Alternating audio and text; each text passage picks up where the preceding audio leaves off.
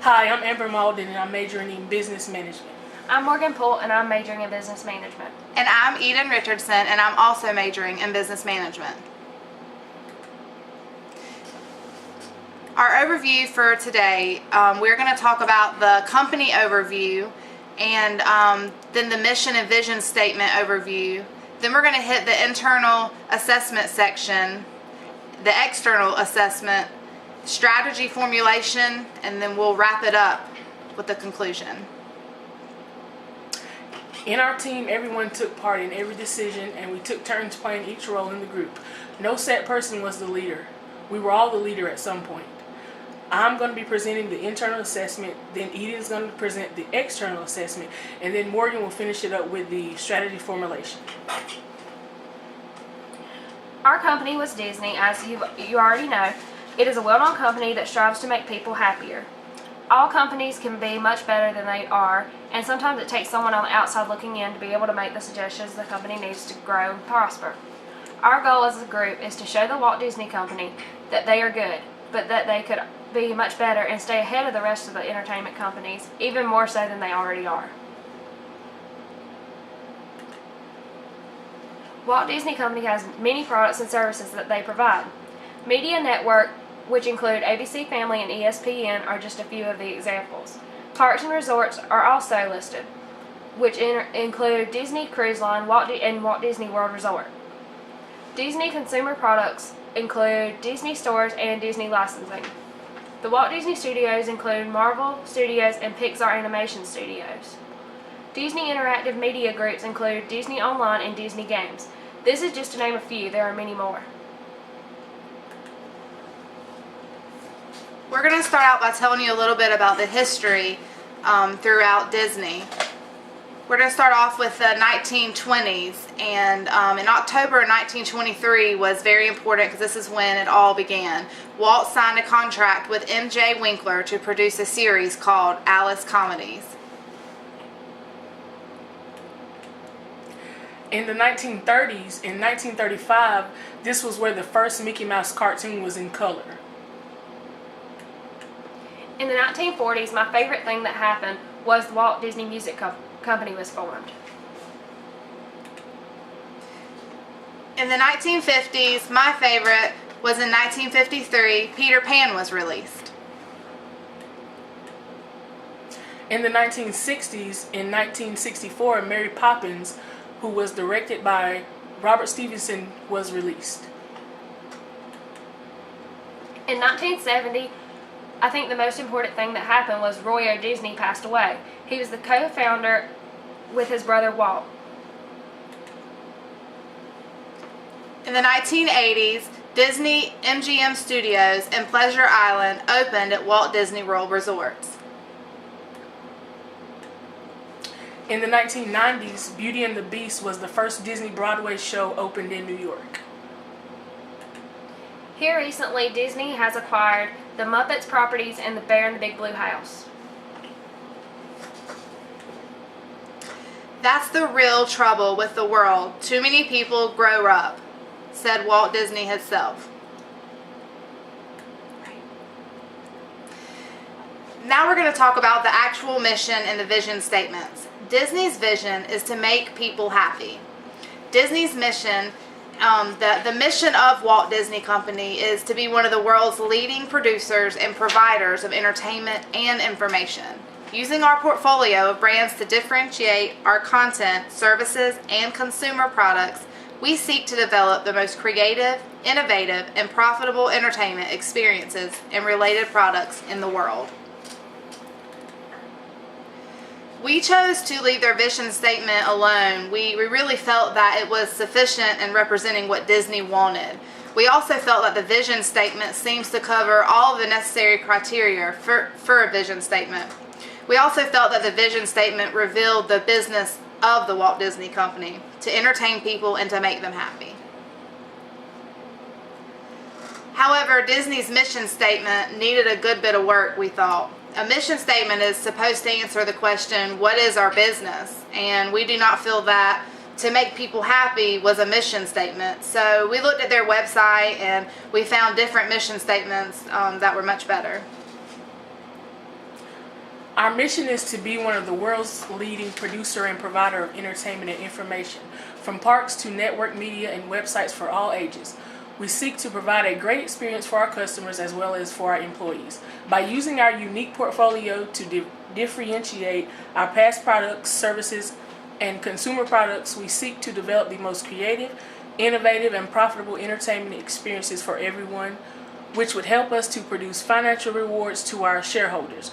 In everything we do, we try to contribute to our communities, our employees, our customers, and anyone with any association to Disney by giving them the best experience that we can. We decided this mission statement was better because it included the majority of the non-components of mission statements, and it was more detailed than the Walt Disney Company's actual mission statement. We compared Disney's vision and mission statement to CBS. Our mission is very similar to CBS Corporation's. Disney does, however, seem to be more about their happiness of their customers and employees, where CBS seems to be more worried about the diversity of their employees and their business profitability. CBS's mission statement and vision statement are as follows. As broadcasters, we aim to ensure that our national viewing audience is reflected in our programming and our people. We recognize that a workforce comprised of a wide variety of perspectives, viewpoints, and backgrounds is integral to our continued success. This is not a campaign, but rather a fundamental way of doing business at CBS, and we continue to be steadfast in our goal to become more diverse and more representative of the public we serve. The mission and the vision statement of a company work together. The vision provides the company with a plan for the future, while the mission statement outlines the company's current business and current purpose. The vision statement is designed for our future. The mission statement is designed for the here and now. A company's vision statement defines an organization's future goals, and the Walt Disney Company's vision fulfills that role. And this is our financial ratio analysis. The Walt Disney Company is doing very well financially compared to its competitors in the entertainment industry. An area that could improve would be Disney's debt-equity ratio, which is 33.01. This improvement would allow Walt Disney to continue satisfying its debt obligations. For our market positioning map, we compared Disney to Warner Brothers and Fox. Compared to these two competitors, the quantity of customer products are much higher within Disney's firm. We believe with Disney having a lot of different aspects of its company, it will continue to evolve and develop its entertainment and media networks in the upcoming years. For our marketing strategy, we found 4 different strategies. For promotion, this is the area that Disney succeeds in: low-price hotel rooms, free or reduced tickets and items. For place and distribution, Disney has products distributed all over the world. The key for Disney is to place their main attractions in places where there is a high population of people, so they become familiar with its brand. This strategy is evident by looking at the placement of amusement parks. For pricing, Disney's pricing is not low, although when it's compared to other goods and services and looking at the quantity of products, the prices are pretty fair. And for products, Disney's products include way more than just a tangible good or services. It offers well-known high quality and a worldwide known brand. Disney also customizes all their products with specific characters of the company, which makes their products different from competitors. For our IFE matrix, we said that the Walt Disney Company performance are all above in average in addressing internal issues. One of the main weaknesses the company needs to address is the high volume of employee turnover and the constant change of management. Now we're going to talk about the external assessment.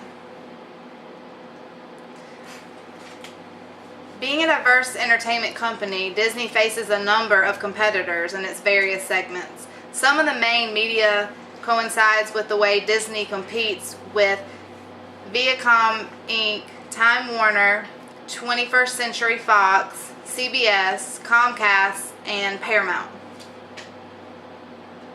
This is kind of a graph showing the major competitors, kind of showing where their market cap is and the asset turnover and the gross margin, as you can see in the graph. This is our competitive profile matrix, and I kind of am going to point out the high and the low for each company. For Disney, they had their high with 0.56 was in customer service, and their low with 0.05 was in price competitiveness. Time Warner had a high with 0.48 in employee dedication and a low with 0.04 in store locations. And Paramount had a high of 0.56 in customer service and 0.10 low with in their price competitiveness.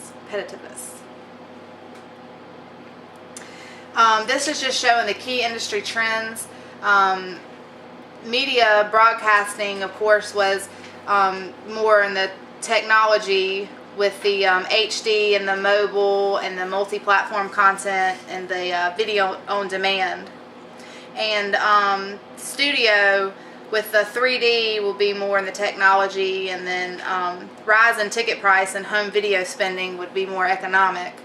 The parks and resorts, the traveling with kids and older adults would be more social, and the group business would go in economic. And then cultural would be when they combining work and family time.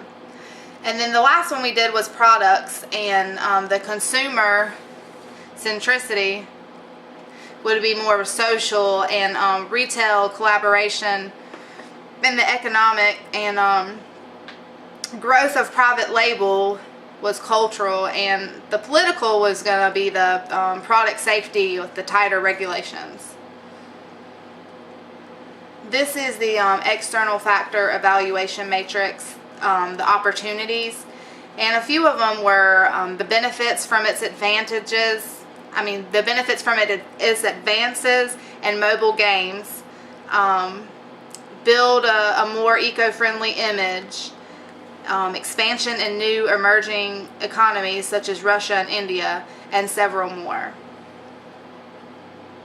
And this is the external factor evaluation, the threats.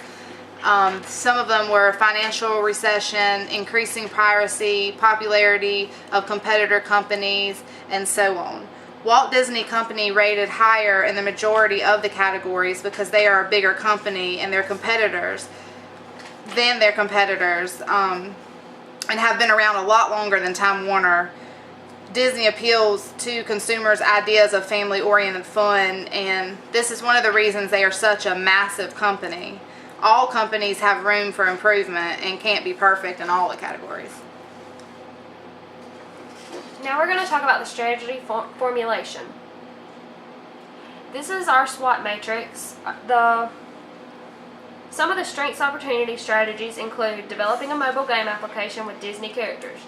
We want Disney to come out with more games that connect with consumers/fans of Disney, and we want Disney to use old and new characters to accomplish this goal. Our second strength opportunity strategy is to collaborate with the WWF to promote environmental issues. Disney has actually started doing this, but we would like to see more of Disney's profits going to help the WWF and raising awareness for the foundation as well. Our third strength opportunity strategy is to build a multinational management team. What we mean by this is we want Disney to have management teams all over the world, working to redesign Disney and come up with new ideas.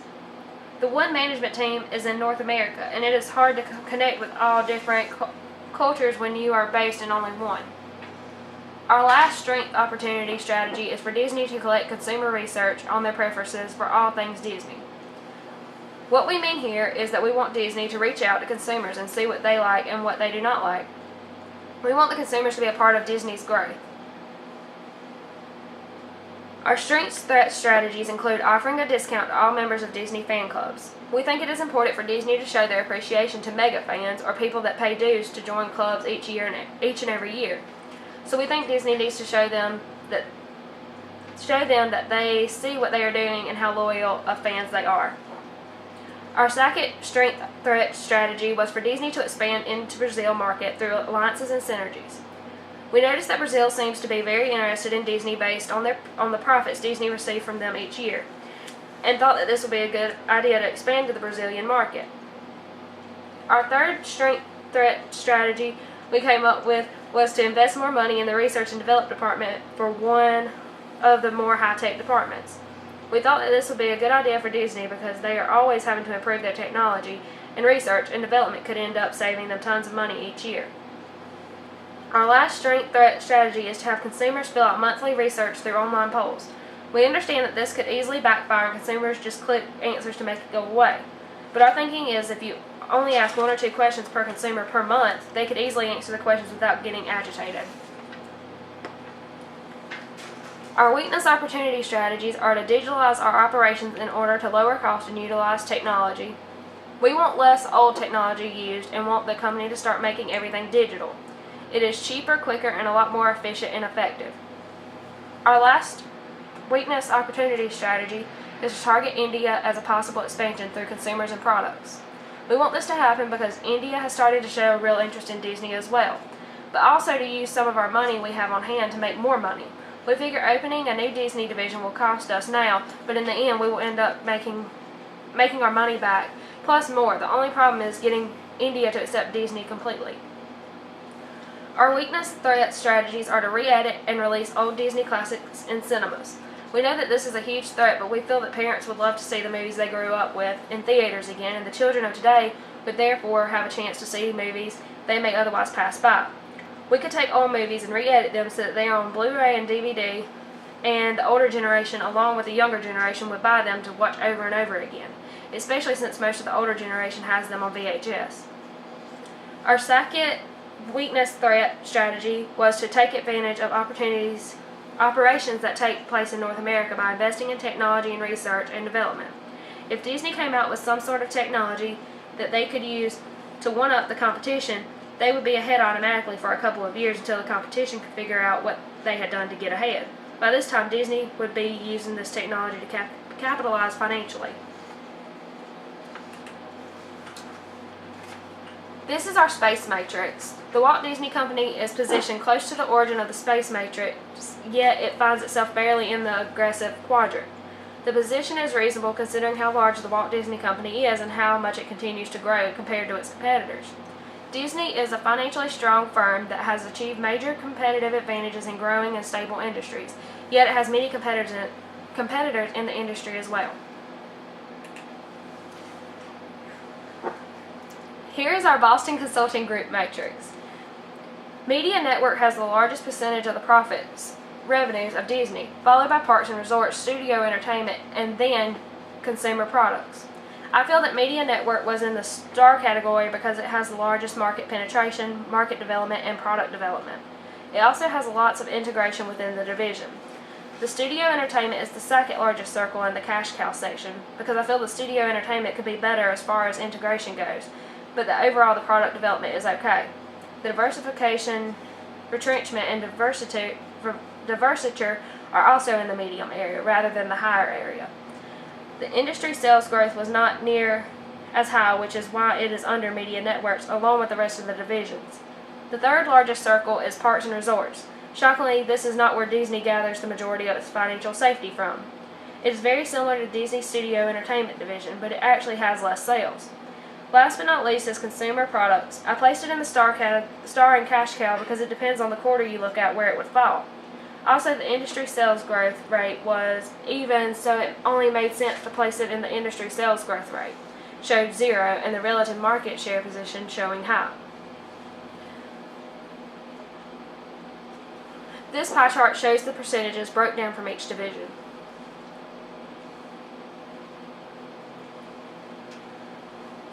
This is our IE matrix. This matrix was very similar to our BCG matrix, and the only difference is that we placed Consumer Products and Studio Entertainment a little lower than we probably should have. They were the lowest percentages on the EFE matrix, so we placed them so that it would be presented that way, and to show how much lower the two were than Media Networks and Parks and Resorts. I think that the IE matrix does a good job of showing the distinction between the two extremes, and shows that even Disney's weakest divisions are still stronger than a lot of other companies' stronger divisions. This is our grand strategy matrix. My team felt that overall Disney was one of the leading companies in the entertainment industry. We felt that compared to any other company, they would definitely be in quadrant 1 on the grand strategy matrix. This company overall has excellent market development, market penetration, product development, related diversification, and overall they sufficiently use forward, backward, and horizontal integration at the appropriate time. This is our quantitative strategic planning matrix. The Walt Disney Company would be better off focusing on releasing more mobile game applications with Disney themes and characters. Later on, it would be a good idea to expand into new territories after the potential consumers are familiarized with what Disney has to offer. Disney should look into expanding after seeing how well the mobile applications take off in other countries.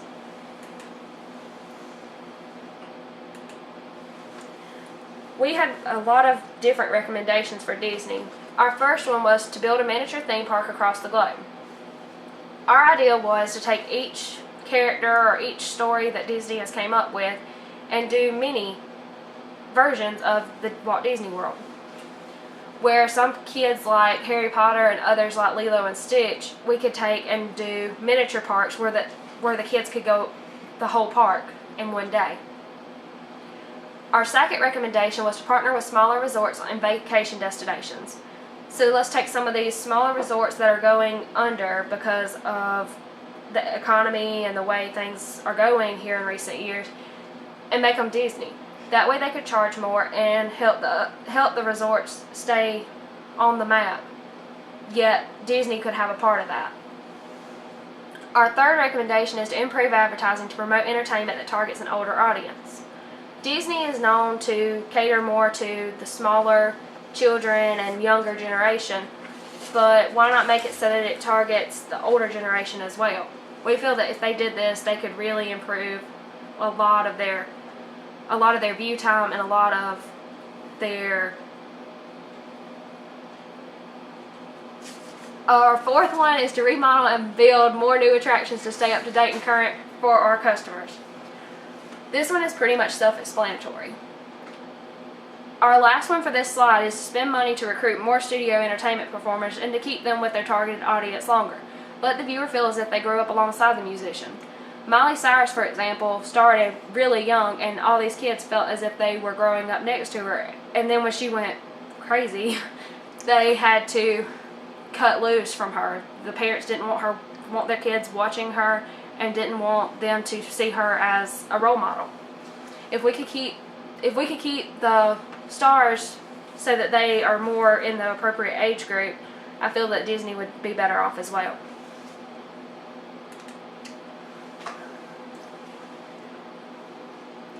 This is the last of our recommendations.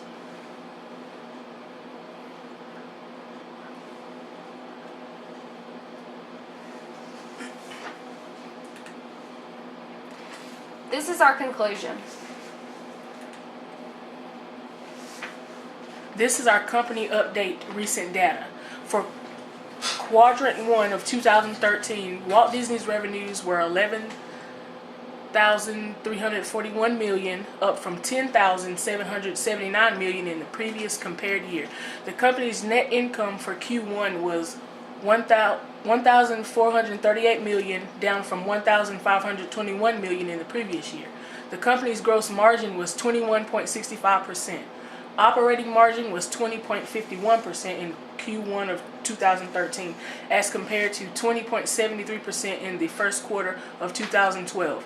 In 2013, Walt Disney's Q1 revenues grew 7% over the year to $11.57 million.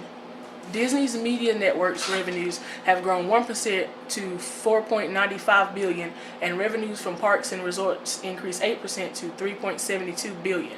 The company's studio entertainment revenues increased 7% over the year to $1.51 billion. Later this year, Disney is planning on partnering with IMAX Corporation to cover animated and live action films such as the new Star Wars movie. Disney and IMAX agreed on a 3-year partnership so IMAX Corporation can be remastered and be involved in this releasing of movies from studios like Disney, Pixar, Lucasfilm, and Marvel. This partnership represents a next step towards creating a diversified slate. Walt Disney has been in operation for nearly a century now and has grown their business to an astonishing size. Disney has achieved great success in growing their business and increasing earnings in the last few years. In 2012, the Chinese government approved plans for the construction of Shanghai Disney Resort. It is expected to open in late 2015 on 1,000 acres of land with 2 themed hotels containing 1,220 rooms. We all really enjoyed working on this project together. We got to learn a lot about Disney and form a very strong team, and I feel like we did a really good job. The end.